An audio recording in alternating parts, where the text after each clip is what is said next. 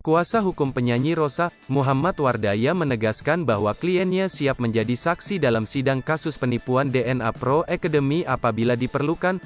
Proses penyidikan akan dilimpahkan ke kejaksaan, lalu ke pengadilan.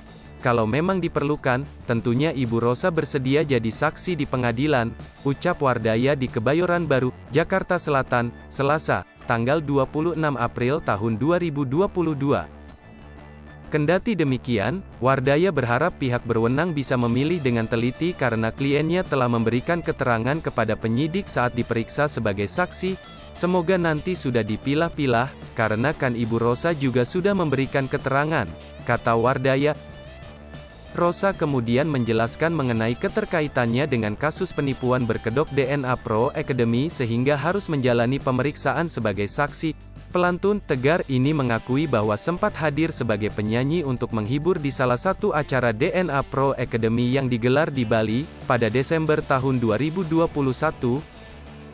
Jadi memang saya datang saat itu untuk menyanyi sebanyak 6 lagu, kalau tidak salah, kemudian pulang, sudah itu saja, ungkap Rosa dalam kesempatan yang sama. Diberitakan sebelumnya, Bareskrim Polri menerima laporan dari 122 orang yang mengaku sebagai korban kasus dugaan penipuan robot trading DNA Pro pada Senin tanggal 28 Maret tahun 2022. Mereka melaporkan PT Digital Net Asset yang menaungi robot trading DNA Pro karena telah menyebabkan kerugian mencapai 17 miliar rupiah. Sejumlah selebritas dan figur publik ikut terseret karena diduga ikut mempromosikan dan menerima uang dan barang dari DNA Pro Academy. Di antaranya adalah Ivan Gunawan, Rizky Bilar, Lesti Kejora, Yosi Project Pop, Elo hingga DJ Una.